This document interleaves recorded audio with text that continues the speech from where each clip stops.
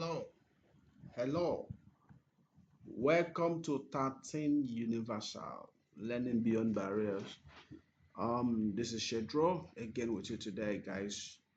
Come, let's look at biological molecules. So today again we're starting biological molecules. All right, part four. So we have done part one, two, three. Okay, this is part four, and we are on protein structures, guys. Let's roll it.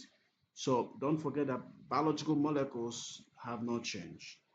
They still remain building blocks, okay, of life. Please watch part one, part two to understand the basic principles of this topic. All right, building blocks of life, very important. And we've said that this is cell. This cell is made up of all of these biological molecules here. Right, so this is a glucose. That's an amino acid. This is amino glucose. This is lipid. This lipid and of course DNA, right? You see that this every biological molecules, most of them are macromolecules, so they're made up of subunits. Some of them that have repeating subunits, all right, called polymers. So polymers are made up of smaller repeating subunits called monomers. They undergo polymerization to form polymer. These bonds are covalent bonds. We mentioned in DNA, the bond is called that phosphodiester bond. In RNA, it is called phosphodiester bond, of course. In protein, is peptide bond. In lipid, is called ester bond, or this bond here. See, and of course, carbohydrate is called glycosidic bond. Okay, so guys, let's roll. Now, if you have done part one, part two, maybe part three, you should be able to answer this question. Let's check what you got. So pause the video and check this. All right. So solve this. The knowledge check. The structural formula of a carbohydrate molecule can be shown as this. That's it. Which other molecule could be represented by this formula? Which one could be represented? Don't forget that ribose is a five carbon sugar, right? It's made up of five carbon atoms. So it's actually called pentose, right? And it guess where it's found is a pentose sugar, right? And it's found in RNA, okay, and ATP. Don't forget that. Now this beta glucose, okay, is a six carbon sugar, six carbon, right? So it's actually hex sugar. So it is the building block of cellulose, right? Sucrose is disaccharide, so made up of three, right? Oh, two hexo sugars, right? Disaccharide. So it's about 12 carbon, right? 12 carbon atoms. Okay. So let's count. Let's check how many carbon atoms that are here. This is one, two, three, four, five, six. Okay. So this is six carbon atoms. So which of the options has six carbon atoms? Ribose has five. None. Yeah. Glucose has six. Sucrose has 12. So the answer is not A. Yeah, B. Actually, not B. All right, let's go into what we have today, guys. Come, let's go. So today we're looking at levels of protein structures. Okay, levels of protein structures, and there are four protein structures. Four protein structures. Four. So protein is actually a complex molecule, right? Proteins are complex molecules. So let's look at the first one is called primary structure. So there are primary structures, secondary structures, tertiary, quaternary structures. Now I want you to, when you hear primary structure simply means, sequence, all right? Sequence or order of amino acids. So the sequence of amino acids, right, in a polypeptide, that's called primary structure. Okay, please don't forget that in primary structure, the bond that maintains primary structure is called peptide bond. So peptide bond is also covalent bond. Is the bond that maintains primary structure. So if you break peptide bond, you break primary structure. Okay, so guys, watch this. So this bond can be broken using enzymes called this peptide bond. Okay, enzymes called peptidases. Peptidases, right? So they break peptide bond. It's a very strong bond. Okay. Don't forget that primary structure is unique for every protein, and the primary structure, which is sequence of amino acid, right, is determined by the nucleotide. See, nucleotide sequence of amino acid determines primary structure. Nucleotide sequence of not amino acid of nuclear sequence of a gene in all right determines primary structure, and then primary structure determines secondary. This affects primary structure affects secondary, it affects tertiary, and it affects quaternary. So if there's a change in the nucleotide base sequence of a gene, which is all right, the mutation, it's going to affect the primary structure of a protein. That means it's going to change the sequence of amino acids, and that's going to affect the secondary structure, tertiary structure, whatnot. Now, quickly, second structure just repetitive, regular. We're going to see this in detail. Repetitive, repetitive, repetitive, hmm? Repetitive. Okay, or can call it regular, repetitive folding of polypeptide chain. So you see, in primary structure, we have amino acid linked together like this. It's amino acid linked together. Okay. Hmm? So joined by the bond between the peptide bond, right? But secondary, you see that polypeptide chain now starts folding in a regular pattern. If it is helical like this, we call it alpha helix, okay? Right. But if it's zigzag, right, we call it beta. We're going to see this beta pleated shape, pleated shape, okay? Now, don't forget that secondary structures are regular, repetitive. We call it repetitive regular folding, repetitive regular folding of polypeptide chain, okay? And it is maintained by hydrogen bond. So hydrogen bond maintains it, right? So hydrogen bond is broken by pH and temperature, right? So once change in pH occurs, hydrogen will be broken, and high temperature can break hydrogen bond, and that will affect secondary structure. Quickly, tertiary structure simply means precise 3D shape, precise 3D shape of a protein, right? It's very unique. Precise 3D shape, right? So it's actually formed by further folding. When we have this further folding, when we have further folding, okay, or what we call don't call further folding, call it supercoiling. Please, sorry for the background noise. Supercoiling of polypeptide, polypeptide chain. Now, this polypeptide chain starts folds in such a way that it now gives it a 3D shape. 3D means has length, breadth, and height. Okay, so it forms a 3D shape. This superfolding is because you have about four bonds helping to fold it. So we have hydrogen bonds as part of it. These bonds are interacting to form this bond, this structure. We have ionic bonds, and bond is part of tertiary structure. Okay, and then we have disulfide bond. So disulfide bond is also part of tertiary structure. And then of course we have hydrophobic interactions. All right, hydrophobic interactions. So these four bonds help to fold the polypeptide chain to give it a precise 3D shape. Okay, further folding, all right, of this will result in a precise 3D shape, which we call tertiary structure. All right. For example, the tertiary structure of a protein is the active site. Of an enzyme is its active site. If this is an enzyme, this is the tertiary structure. Okay, the active site, right? So, but when we're dealing with quaternary structure just means presence of more than one. Once you have more than one polypeptide okay, chain, we call it quaternary. Okay, so you have two the proteins that have two polypeptide chains and above, they are said to have quaternary structures. Okay, right, and these more than one polypeptide chains are usually joined by the same four bonds, joined by hydrogen bonds, right? Joined by ionic bond, that's sulfide, okay, bond, and of course hydrophobic interaction. hydrophobic interaction. Is that okay? So let's go and study this in detail, guys. Let's study it in detail.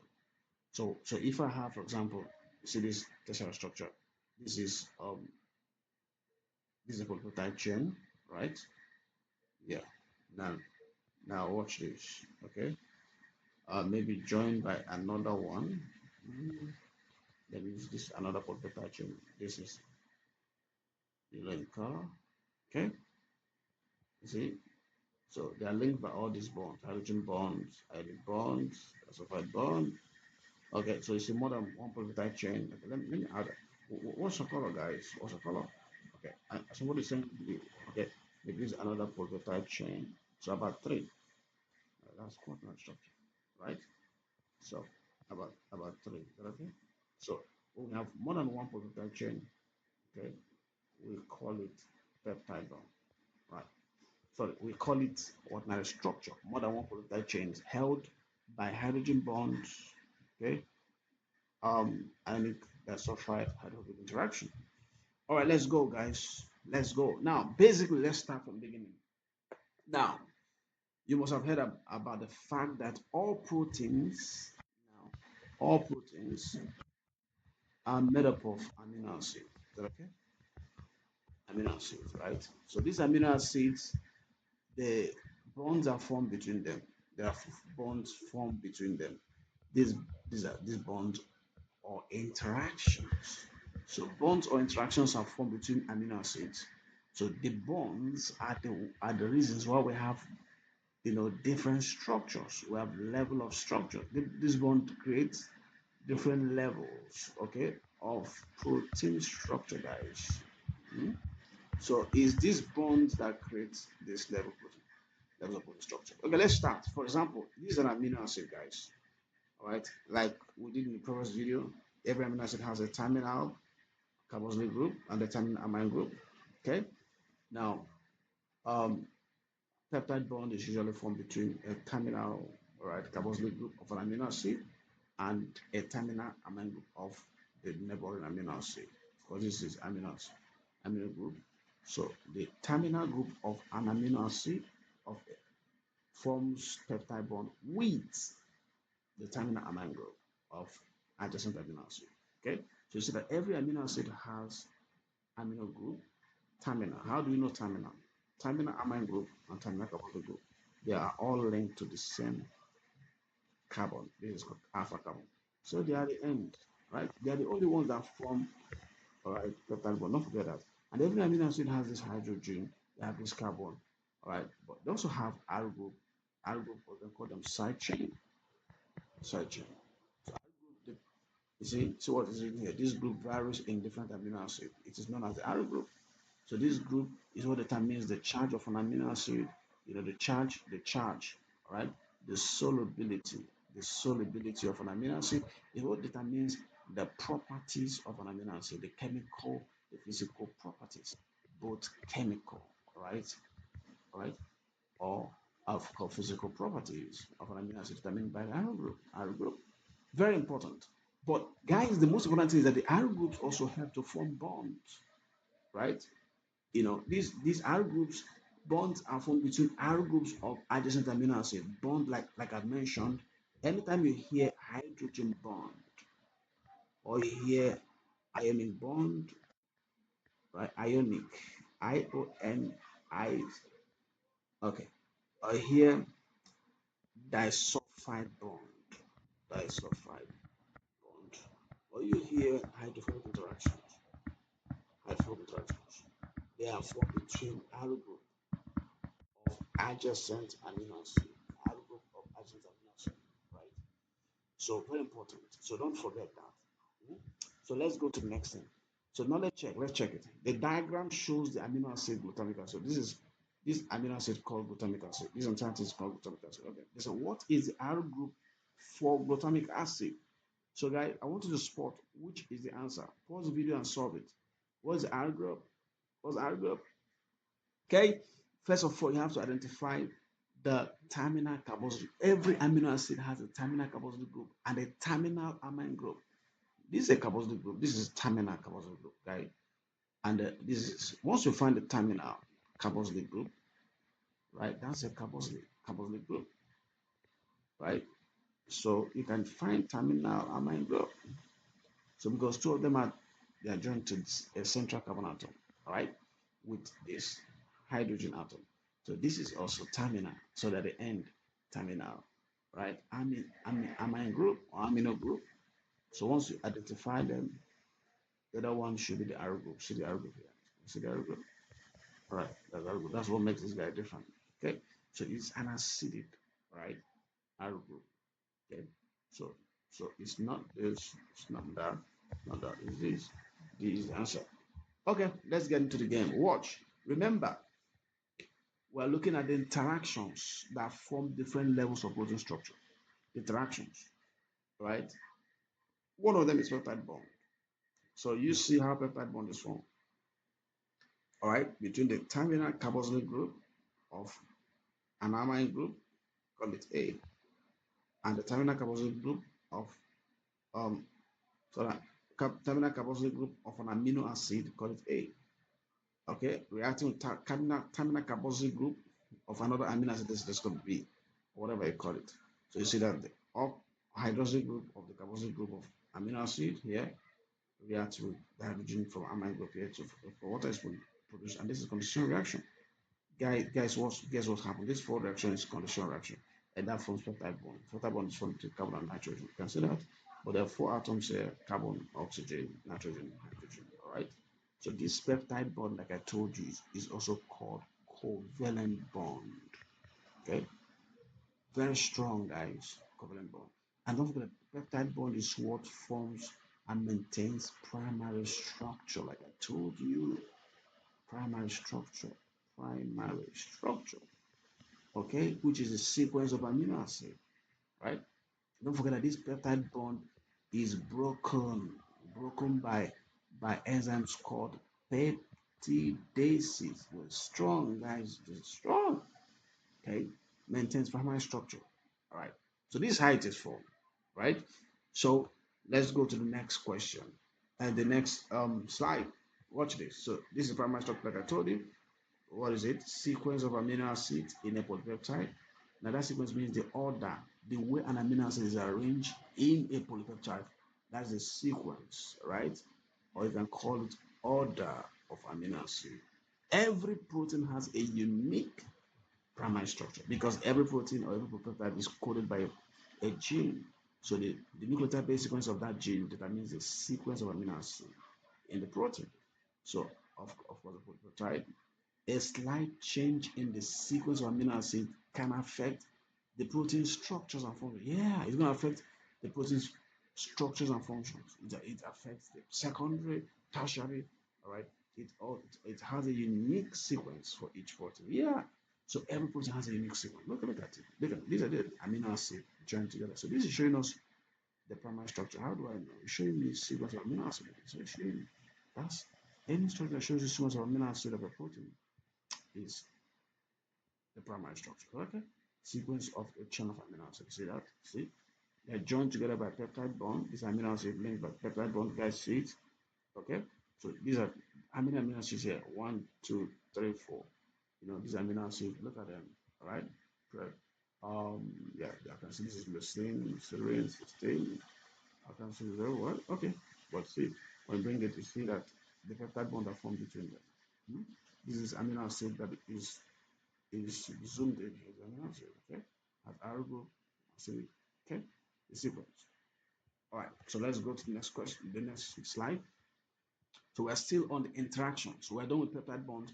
We go into other interactions or bonds between R groups. So while peptide bond is formed between carboxylic, terminal carboxylic group and terminal amine group of amino acid, these other bonds, like we mentioned, hydrogen bonds that suffer the interaction, you know, um, you know, um,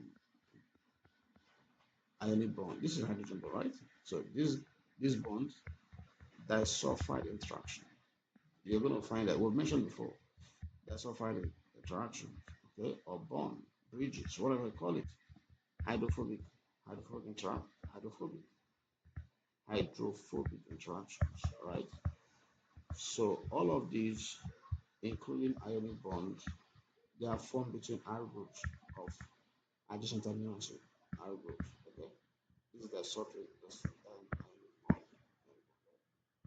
Okay, so you see these interactions, which are the ionic hydrogen disulfide hydrophobic interactions, right? They are formed between R groups. So check, for example, come here. See hydrogen bonds formed between strongly polar groups.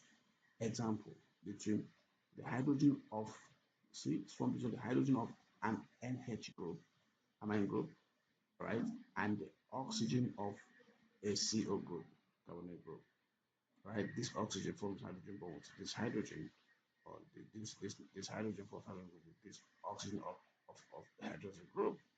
Look at it. For example, this is a polypeptide chain, right?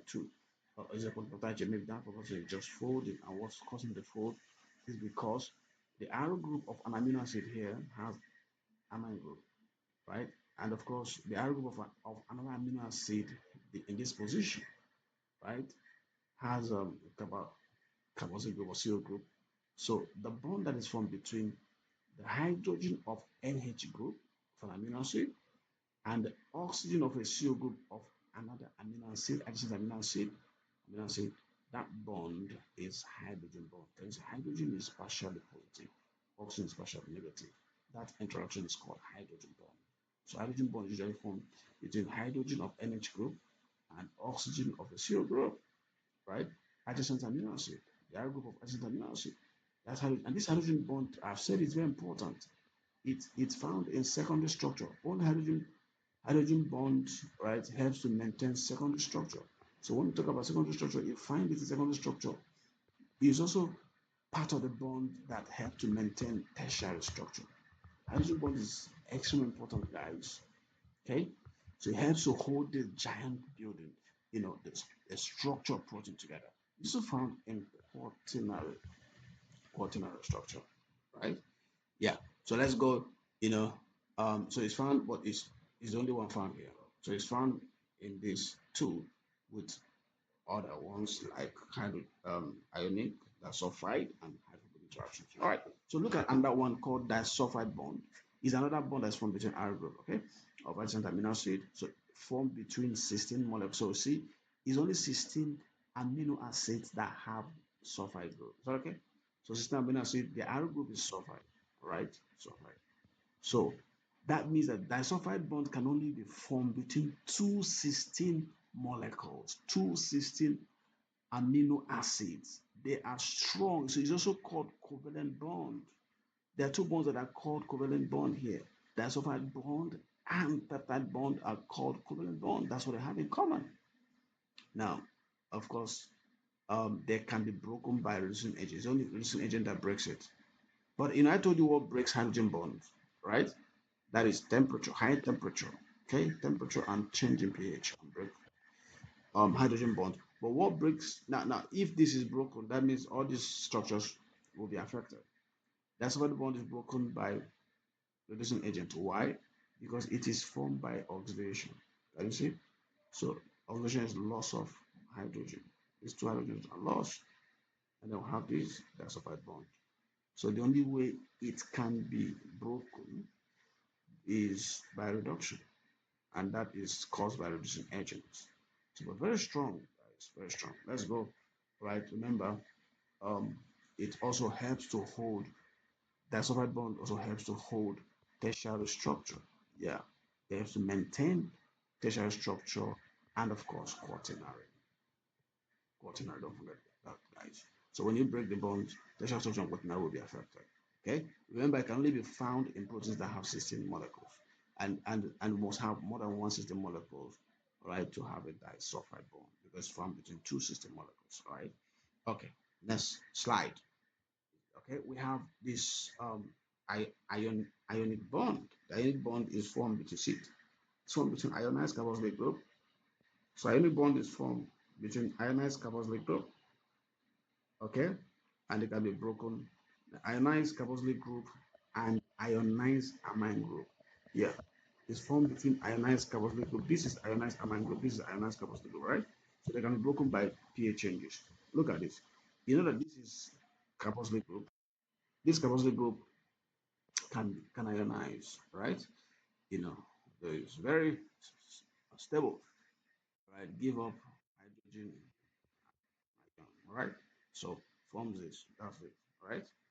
And then the amine group can also ionize by picking up that hydrogen, right? It's stable to give us ion. So it's positive, negative. So they are both charged. But when you introduce an acid, okay, when you introduce an acid, what happens that you know that acid will release hydrogen atom will combine with this, and that breaks the bond. That's why we say that ionic bond is broken by pH changes. Hmm? Yeah. If you introduce a base, right? Of course, normally it's gonna take this hydrogen, okay, and then of course what happens that this returns back, okay. All right. The base will, of course, you know that bases react with acids, right? So bases can introduce they can introduce OH, right? OH will react with this hydrogen, okay, to form water. Once it's taken, this cannot exist. You have the neutral form. So don't forget that ionic bond helps to maintain both tertiary structure, right, and quaternary structure. That's nothing. So when you change pH, any bond will be broken, and then tertiary structure and quaternary structure will be lost. So the last right of the four is this weak hydrophobic interaction. Now that occurs between non-polar aryl groups. Okay, so non-polar aryl groups on adjacent amino acids. Now, because they are non-polar, they say that the greatest thing that can unite a people is when they have a common enemy. These two aryl groups are non-polar. We call it hydrophobic. Both of them are afraid of water for one reason or the other. So they are both hydrophobic, right? So because they hate water, they hydrophobia, they're afraid of water hating. So because they're hydrophobic, then they kind of interact. That's a Van der Waals force, right? So your cause between non-polar air groups, although the interactions are weak, very weak, the groups tend to stay together because they are repelled by watery environment around them. So it's broken by high temperature, guys. And don't forget that that bonds also help to maintain tertiary structure. See, tertiary structure, okay, and quaternary structure. So you see that tertiary structure and quaternary structure are maintained by, of course, all the bonds, right? Except peptide bond. Peptide bond is for only um, primary structure, right? Okay. And don't forget that secondary structure is only maintained by um, what we call hydrogen bond. Let's go, guys. So knowledge check. Let's check what you've learned so far. Pause this video and try to solve this question, guys. The diagram shows three interactions that hold protein molecules in shape. The interactions. Interaction one, interaction two, interaction three. Now, pause the video. What interaction is this? This interaction or bond is called hydrogen bond. Okay, how do I know? Because it's formed between the hydrogen of an NH group on amino acid and the oxygen of a CO group, right, on adjacent amino acid. So this bond is called hydrogen bond, right? So let's check this. This is between two sulfide group. So this interaction two is called disulfide. It's the equivalent bond. That's why bond or bridge. All right. This interaction three, what type of bond is that? Okay. So it's formed between ionized amine group. This guy is ionized. Ionized amine group. Okay. The bond that is formed between ionized amine group and of course ionized carboxylic group. Carboxylic group. Okay. Is called what? Ionic bond. Ionic bond. Okay. So interaction one is hydrogen bond. So this and this are out. So choose this. Okay. For these two of them goes. Interaction two is disulfide bond. So okay, you can call disulfide bond equivalent. Is that okay? So the two together. Interaction three, which is this, is ionic bond. So that's why two is the answer. B is the answer, right? So in B, you can see that hydrogen bond is interaction 1, right? Interaction 2, right, is disulfide bond, which is also covalent. Interaction 3 is ionic bond, right? Okay, that's why B is the answer. Let's go to number knowledge check, guys. Check what you've learned. Let's check it out. So pause the video and try it. The diagram shows 3 examples of 3 bonds. See this bond, that bond, that bond. What's the answer, guys? Which bonds hold the secondary structure of proteins together? I want you to solve this question. So what is this? The name of this bond? Solve it. This bond is also called hydrogen bond, guys. Hydrogen bond, right? From between hydrogen, energy, and oxygen of CO.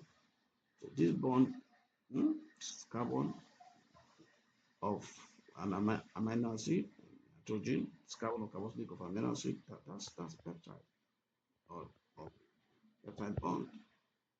Okay, this bond, of course, is disulfide between 2 sulfur atoms, right? So the only bond that holds secondary structure is hydrogen bond. That's the only one. So it's not this, it's not that.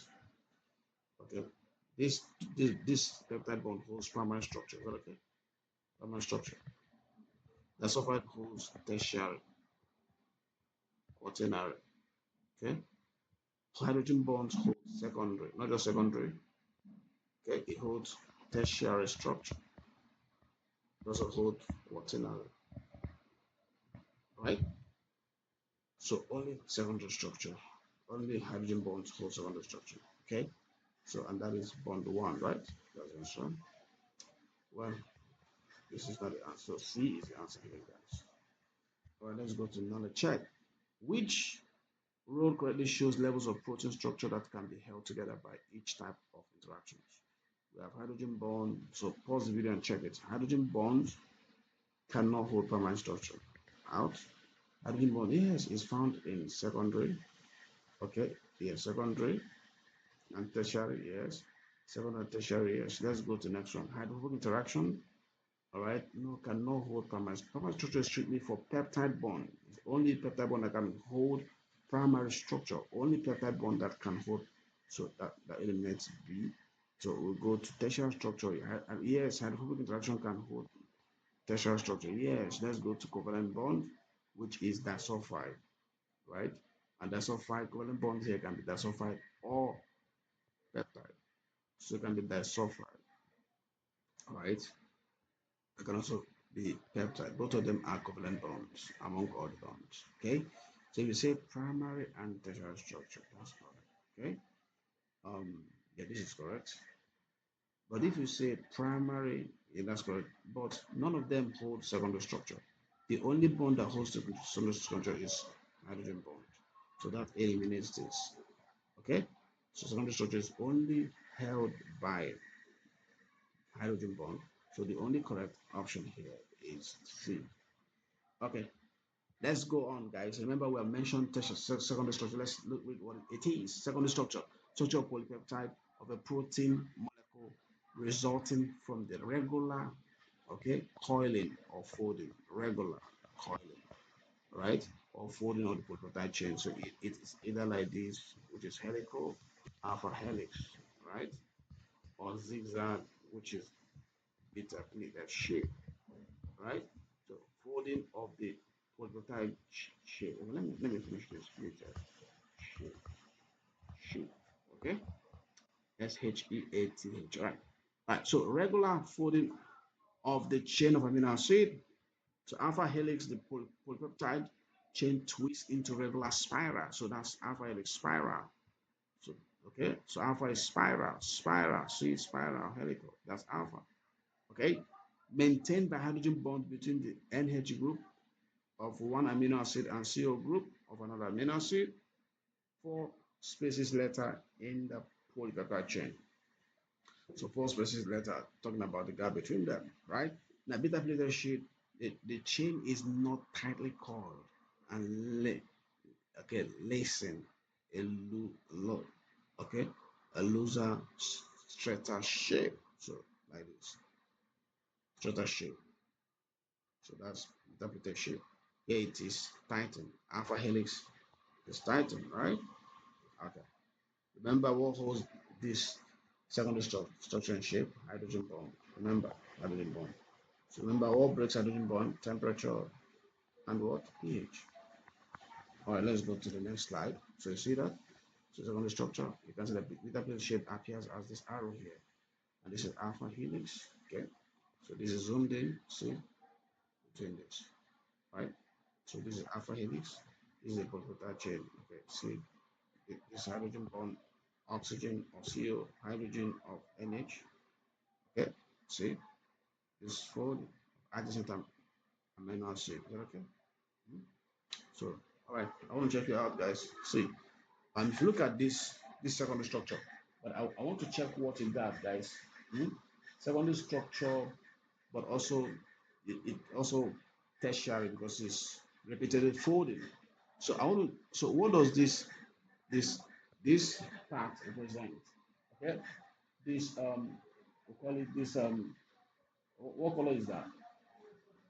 Okay, what color is this red color? What does it represent? Okay, this green arrow B, what does it this green arrow? What does it represent? This blue color C blue. Here is what does it represent? And this okay, I've talked about it. This black guy, D, what does it represent? Tell me the answer. This is black, right? Check there. So this this A, right? Just is not is part of secondary structure, right? So we call it very importantly. They're just random coils. So this random coils, right? Okay. Now that green arrow is beta pleated sheet, beta pleated sheet, right? Now this C is alpha helix, okay? That is these blue coils, and that black thing there is disulfide bridge or disulfide bond. Okay, don't forget that. All right. So you see, welcome to tertiary structure. Tertiary structure, the compact structure of a protein molecule resulting from the three-dimensional coiling of the already folded chain. So three-dimensional coiling. So 3D. Remember what I call the 3D precise 3D shape. Right?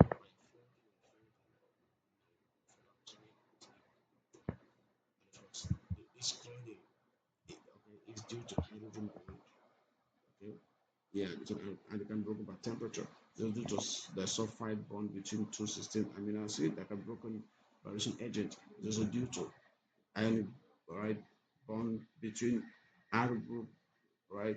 These R groups contain amino acid carboxyl group. Yeah, and this can be broken by hydrogen change. Okay, so pH change and have hydrophilic interaction between non-polar R groups broken by high temperature. Okay, so all of these bonds have to form tertiary structure. Okay, all right. So you can see that letter. You can see that. So you can see this. You know, see this. Can you see? This is hydrogen. All right. This is oxygen. So that's hydrogen bond. The bond between them. Can you see? And these are non-polar R groups. They interacted. So hydrophobic interactions. Consider clustering of hydrophobic groups away from water and van der Waals interactions. So this is prototype chain folding because of this interaction, that interaction. This is under interaction disulfide bond between two sulfur atoms. This is ionic bond. Okay, either everything ionized carboxylic group and ionized amine group. So all of this help to fold and coil, super folding and super coiling of the prototype chain to give it a 3D shape. Okay. Um, See the quaternary structure. Don't forget, guys, the quaternary structure is going to have more than one polypeptide chain. Okay, chain more than one linked by those four bonds: hydrogen bond, ionic interaction, hydrophobic interaction, ionic bond, and disulfide bond. So the three-dimensional arrangement of two or more polypeptide chain, two or more, right, of of a polypeptide and a non-protein. Sometimes they find a non-protein component. Sometimes they find a non-protein component. The non-protein component, right, of a protein, right, the non-protein component of it that helps the protein to carry out its function. The non-protein component is called prosthetic group. Prosthetic. PRO, prosthetic. Prosthetic group. So an example is hem group. Hem group is found in hemoglobin. Okay. This hem group, this hem is in a prosthetic group, right? Found in hemoglobin. Okay. Hemoglobin. All right, guys. Now, in a protein molecule, the polypeptide chains are held together by bonds in tertiary structure. Yeah, the same bonds, hydrogen bond, hydrophilic interaction, ionic bond, disulfide bond. Okay, so that's so you have different protein. This is a protein. You have another one, guys, like I've shown you before. You have maybe you have another polypeptide chain. This is green in color, right? Then you have another one, guys. Maybe you have a black guy there, right? So more than one polypeptide chain is called, right? It's called quaternary. Don't forget it, guys. Do not forget it. All right? Yeah, don't forget it. All right. So now we look at types of protein. There are two types of protein. Types of protein. Let's roll it. So types of proteins. All right. First one is globular, right? So globular proteins, they are proteins that curl up into a spherical shape. So they curl up or fold into a spherical shape with their hydrophobic regions pointing into the center of the molecule and their hydrophilic regions pointing outwards. They are soluble in water. Example, enzymes and hemoglobin. So globular proteins, they form a ball-like or spherical shape. Okay, they fold into that. So the hydrophilic arrow grooves are outside. Okay, while hydrophobic are inside. These hydrophilic arrow groups form hydrogen bonds with water. So that's why all globular proteins are soluble. Okay, and all globular proteins are metabolically active. Don't forget that. So they drive metabolism, metabolically active because they are soluble. So they participate in reactions, right? Like metabolism is just reactions, okay, going on, right? So example, enzymes. All enzymes are globular proteins. Hemoglobin is a globular protein. So their shape is spherical, globular, like a globe. Why? Because it's folded. Okay, all those bonds help to fold them. All those bonds are mentioned. Hydrogen bond, hydrogen interaction, name them, disulfide bond, iron bond. So you see, but the hydrophilic groups are outside, hydrophobic ones are inside. Okay, so don't forget that. So knowledge check, guys. Knowledge check. Collagen molecules are made up of, first of all, now I want to solve these three polypeptide chains interacting together. Three, all right? The individual polypeptide chains consist of a regular pattern. See, regular pattern of amino acid, regular pattern of amino acid. Almost every third amino acid, wow, third amino acid is glycine. Which protein structure of which protein structures of collagen are described? So pause the video and try. Okay. So which protein structures? Remember that they mentioned three polypeptide chains. That's more than one polypeptide. That is a quaternary structure. Okay. Now it's talking about the sequence of amino acid, regular pattern of amino acid. It's telling us the sequence, every third amino acid. That's primary structure. So that describes primary and quaternary.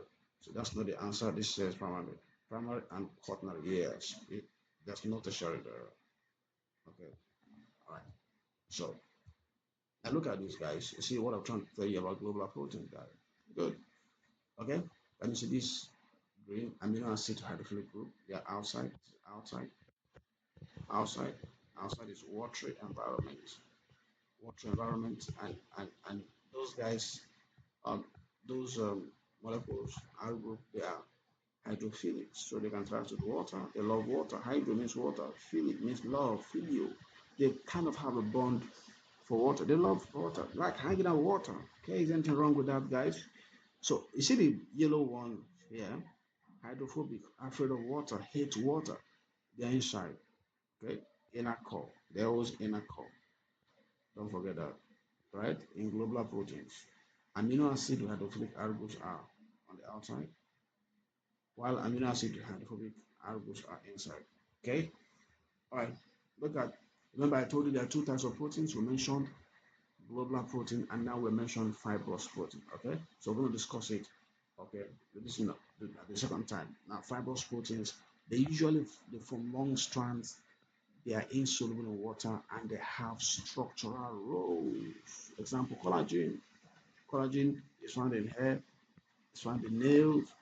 Okay, it's not just found, it's found in skin, it's found in cartilage, found in bone, teeth, tendon, cartilage. That's collagen. Collagen is not the only fibrous protein. Also, we have keratin. Keratin. Yeah, keratin found on hair too. Okay? So, but that's it. But let's look at hemoglobin. Now, hemoglobin is an example of globular protein. We just want to say something about hemoglobin. So, hemoglobin is globular, all right? But it's also quaternary. Let's see. Hemoglobin, a globular protein, because it's folded into spherical form and it's soluble, metabolically active. Now, it also has quaternary structure. Now, quaternary structure, what does that mean? Hemoglobin has four polypeptide chains. What are they? It has two alpha globin polypeptide, two alpha, and two beta globin chains. See hemoglobin, four polypeptide chains, two globin. All right, so these two globins are usually identical, right? Okay, identical. And don't forget that each each polypeptide is coded by a gene. A gene is a section of the DNA that codes for a polypeptide chain. So how many genes code for hemoglobin? Right, one gene codes for these two globular, and that gene codes for two beta. So two genes code for hemoglobin. All right, let's go on. Okay, each chain has one prosthetic group. Yeah, each chain, you have four chains. Each chain has a prosthetic group. That prosthetic group is called hem group, okay, containing an iron atom that reversibly binds to an oxygen. So the hem group binds what? Oxygen reversibly. So what is the role of hem group, which is a prosthetic group? It helps hemoglobin to combine reversibly with oxygen. Don't forget that, guys. Now, when it combines with oxygen, and then what we have formed is oxyhemoglobin. So oxyhemoglobin is bright, right? When hem group is combined with oxygen. Otherwise, it's purplish. Okay? So you see, when it combines, remember that now each hem group, all right, each hem group combines with a molecule of oxygen, right? So we have four hem groups. Okay? That means in one hemoglobin, that means one hemoglobin will transport how many oxygen molecules? One hem group transport, right? One hem group combines with one oxygen, and we have four of them. So that means that four of them, well, of course, four will carry four molecules of oxygen, which is eight atoms of oxygen. Okay? All right, guys, watch this. So you see hemoglobin showing us. You see, these are the hem groups. Can you see this? Which combines oxygen has higher to ion. How many hem groups? One, two, three, four. And it is folded, all right, in a spherical form. That's said. That means that it is a globular protein. Okay. Yeah. See, beta one, beta two. These are beta globin, alpha globin. Okay. It's a sickle cell anemia is a genetic. Okay. Yeah, in which a polar amino acid, glutamic acid, is substituted by a non-polar amino acid substituted. So we're going to discuss this later, okay? So now, but when this happens, hemoglobin becomes less soluble. It's supposed to be very soluble, right? But this is hemoglobin, guys, right? So question, check, knowledge check. Which part of the structure of hemoglobin carries oxygen? Which part? Is it the four peptide chain? What's the video on trial? No. Hem group, yeah. Hydrogen bond, no. No. There's a hem group that carries oxygen. Okay. Now look at this question. So the masses of the part of hemoglobin are shown in the table. So this is components alpha globin. Okay. And there are 1,000 DAR in 1 kilodar. What is the mass of hemoglobin molecule in 1 kilodar? I want you to pause the video and try to solve this question. Okay. Pause the video and solve the question. You want to solve it? To get it, I'll give you chocolate, guys. Remember that hemoglobin has quaternary, has quaternary structure. That means it has four polypeptide chains. Okay, yes, two alpha and two beta. Okay, and remember that it has also prosthetic group. Yes, prosthetic group. Prosthetic group is a non-protein component that helps protein to carry out its function. And that prosthetic group is hem group. So in one hem group, it has in one hemoglobin molecule it has four hem group. Okay, so hem is 617. So that means we're gonna have 4 times 617. Let's see. So get a calculator. 4 times 617. That gives us 2468. Good. Let's go to the beta globin. That's it. And we have two of them. That is going to be 2 times two. Sorry, two alpha globin chain. Okay, that's 1 5. Okay, 1 2 6. So just say two times 1 5. All right, 1 5 1 2 6.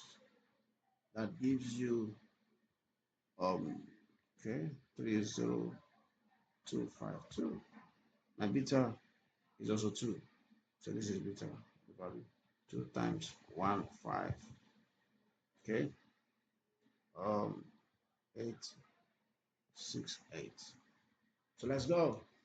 So 2 times 1 5 8 6 8. So what is that?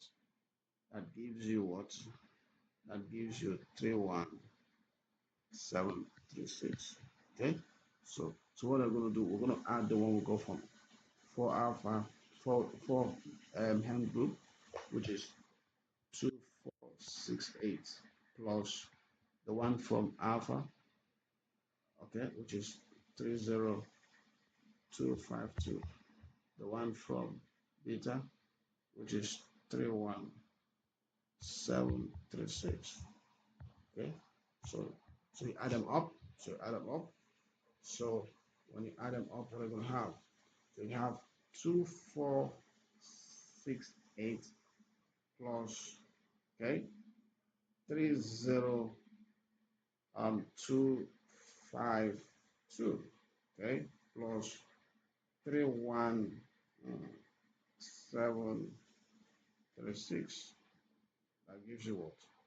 That gives you 64456, right? But that is in the, because all of these are there in we need to convert to kilo there. So you divide by 1000. So divide that, right? Divided by 1000 divided by 1000. What is it going to give you, guys? It's going to give you what? 64. So that's 64.4. Right. Let's go, guys. Watch it again. Now, see the next knowledge check. It says insulin is a global protein involved in a cell signaling. Cell signaling. It is transported in the blood plasma from the cells that synthesize it to eat target cells. Okay. A molecule of insulin contains now 6 sulfur-containing amino acids. All right. And sulfur-containing amino acids, we call them cysteine, right? Yeah, cysteine. And has two polypeptide chain. Yeah, two means it has how many? Quaternary. But I want you to pause the video and start, all right, trying this question. Okay, which statement about insulin are correct? Okay, let's go. Number one says an insulin molecule has a quaternary structure. Yes, two polypeptide chains. Remember, more than one polypeptide chain is a quaternary structure, right? Yeah, insulin polypeptides are held together by six disulfide bonds. No, if it has six cysteine amino acid. Remember that the sulfide is formed between the sulfide is formed between two cysteine. Is that okay? Amino acid. That's what is formed So that means that if you have 6, how many disulfide will be formed? That'll be 6 divided by 2, right? That's 3. 3 disulfide bond, not 6. Is that okay? Because if this is look at it. This is 6 that's cis I mean cis amino acid, right? So if disulfide is bond from between 2, from between 2, from between 2. So then we have 1, 2, 3. Okay? Hmm? Yeah. Okay. Either. Yeah. So that is it. So this is wrong. Now 3 says amino acids with hydrophobic R groups will be found in the center of it. Yes. So because they are hydrophobic, so they will not interact with water, so they'll be at the center. Okay. So this is correct. So it's 1 and 3. 1 and 3. Okay. So see, now I want you to pay attention. Let's do this now. So collagen, a fibrous protein that is present in the skin, bones, teeth. See, collagen is an example of fibrous protein, right? So it's found in the skin, it's found in bones, it's found in teeth, right? It's found in cartilage, walls of blood vessel. It's an important structural protein. So you see, the role of collagen that it is, the role is that it is structural. Hmm? That means it actually what it does is that it provides strength and support. Strength and support, right? To all of the structures, skin, bone, tendon, cartilage, all of blood vessels, and all of that.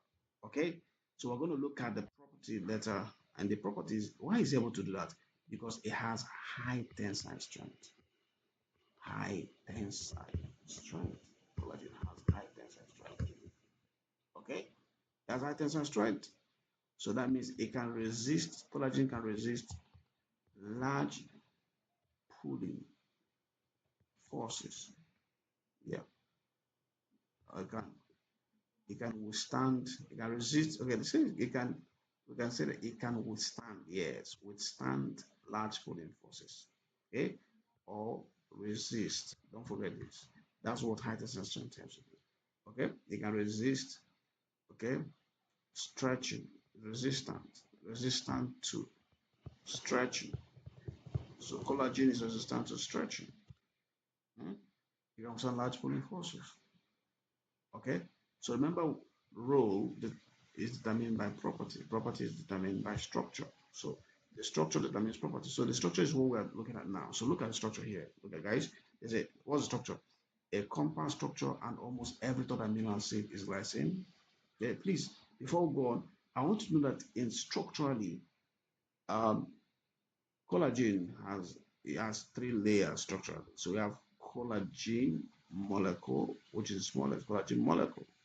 Okay, we have collagen fibril. So molecules make up fibril. And we have collagen fiber. Collagen fiber is the highest, right? So collagen molecule is made up of 3 polypeptide chain. Don't forget that 3 polypeptide. Right, the 3 polypeptide chains, right? Right. 3 polypeptide chains very important that joined by hydrogen bonds and some covalent bonds to form a triple helix. Triple helix, right? Now, so if you bring each polypeptide chain, now that's what I'm describing here. So if you look at each polypeptide, all right, among these 3 polypeptides, every third amino acid is glycine. Okay, so the glycine is the smallest amino acid which can form hydrogen bonds.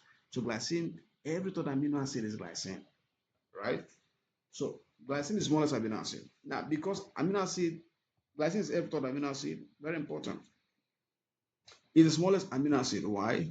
Because the R group is hydrogen atom. Okay, it's very small. And what advantage does that has to do the size? Now it helps in the close packing of the polypeptide chain. Close packing, right? Of polypeptide chains. Remember that each molecule is made up of 3 polypeptide chains. You see that these polypeptide chains, right? They are twisted by hydrogen bonds to form a triple helix. So can you see they pack closer together because of the size of um, glycine. What's the size of glycine? It has a small size, right? Small size because the R group is hydrogen. Please note that.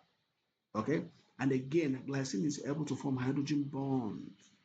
Now, glycine, there's a hydrogen bond formed between glycine on a chain, the hydrogen of NH group of glycine on one polypeptide. Is that okay?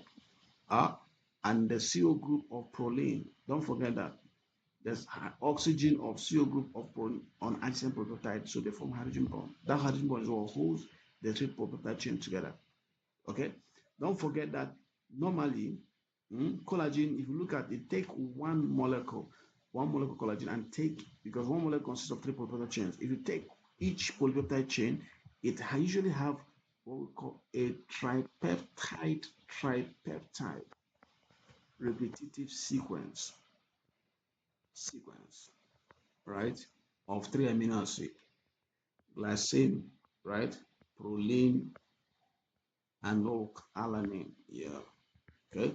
So you find three of them mostly. So this hydrogen bond is formed between NH, hydrogen of NH of glycine, right, and oxygen of a CO of proline, and that helps to hold the molecule together, right?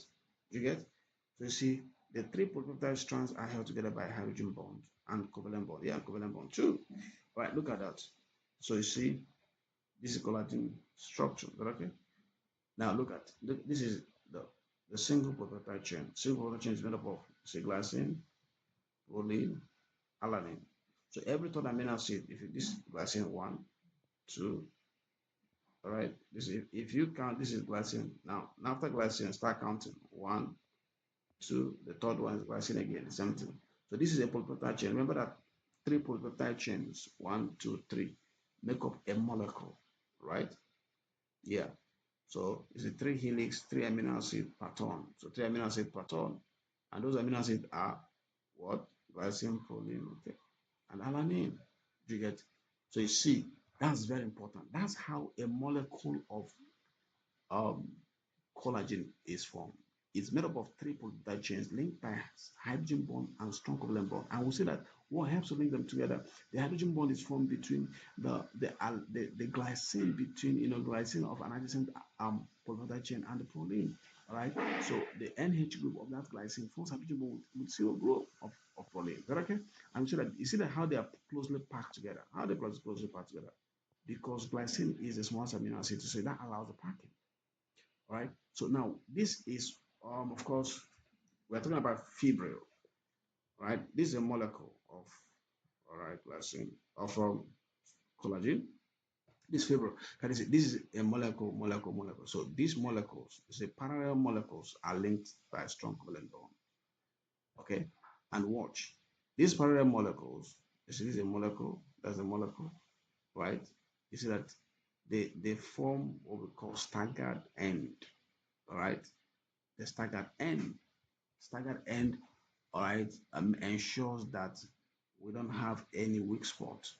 So you can see that, yeah, every end here, right, there's uh, covalent bond linking them. Okay, so this provides strength. So if they ask you what are the reasons why it has so much strength, one of the reasons is because it has staggered end or overlapping end, right? So there's no weak spot. So you see this forms with this is gonna form with that, that's gonna form with this bonds, covalent bonds, okay? All right. So parallel, so you see that these strong covalent bonds are formed between parallel by molecules of collagen, right? To form fibrils and then fibers. So what are we talking about, guys? See, many of these collagen molecules lie side by side. See, like I told you, they are line molecules are lined side by side, right? And they form hydrogen bond. Let's go. So linked to each other by, okay, no hydrogen bond, linked to each other by strong covalent cross links. So these cross links also help to give them the high tensile strength, okay, between the side chains of amino acid forming fibrils, and many fibrils make up fibers, right? So you see, that, look at what it said, many of these collagen molecules lie side by side, linked to each other by covalent cross-links between side chains of amino acid forming fibrils, all right? And many fibrils making up fiber. Look at it. So you can see, so these amino acids form strong covalent bond here. This amino acid, sorry, this is collagen molecule, this collagen molecule forms, all right? By side chain form covalent bond, and that makes up fibril, right? So, so this is collagen molecule, right? Many of them make up collagen fibrils. Many collagen molecules make up the bigger one, which is collagen fibers. So collagen fibrils linked by hydrogen bond. So a strong covalent bond forms fibril, right? While collagen molecules linked by strong covalent bond between adjacent groups, right, R groups, make up fibril. So collagen molecule is made up of three polypeptide chains linked by hydrogen bond and covalent bonds, right? So if you are asked, guys, watch this. You know the role. Well, I've mentioned the role of this guy provides strength and support. Okay. Yeah. Don't forget that. What is the property? The property is that it has high tensile strength. We mentioned that. They will ask you to explain how the role affects the role. Okay. How the structure affects or the property affects the role. Okay. High tensile strength. I've mentioned that. High tensile strength means that it can withstand large pulling forces and is resistant to stretching. When we talk about structure, that's when we start mentioning the molecule, all right? Mention fibril, collagen fibril, and then fiber. That molecule is made up of three polypeptide chain, right? Yeah, linked by hydrogen bond and strong covalent bond. And these three polypeptide chains are linked together to form triple helix, right? Right? And the hydrogen bonds are formed between the glycine and proline on adjacent, all right, polypeptide chain. And don't forget, guys, to mention here, this is very important, that the packing of the molecule, you see the polypeptide chains pack, right, in the molecule as a result of the size of glycine. I think I've mentioned that, okay, has small size, right? So the fibril is made up of collagen, all right, molecules that lie side by side. So strong covalent bonds link the collagen, right, molecules, right? And of course, that strong covalent bond is also the reason why they have high tensile strength. Very important. I've shown you that here. Okay. Yeah, this is a molecule. It's a molecule. So molecules lie side by side and they form strong covalent bond. And they form have staggered end, which give them strength. Okay. So of course, this fibrous make up fiber. All right. So look at that. Let's check out what you've learned. Knowledge check.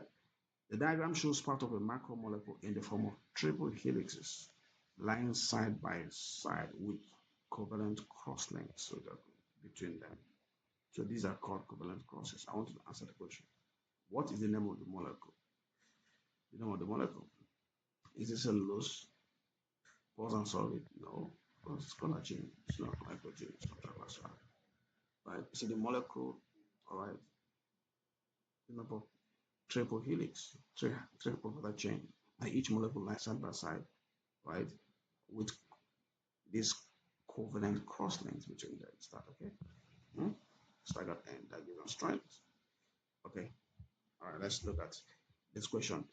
Fig 5.1 shows the primary structure of a sectional polypeptide chain of collagen. You can see that. You can see this is glycine. Okay. If you count glycine, the next count one, two, three. Glycine. Every time amino acid, you count again. One, two, three. Glycine again. One, two, three. Glycine again. Right? Just like that.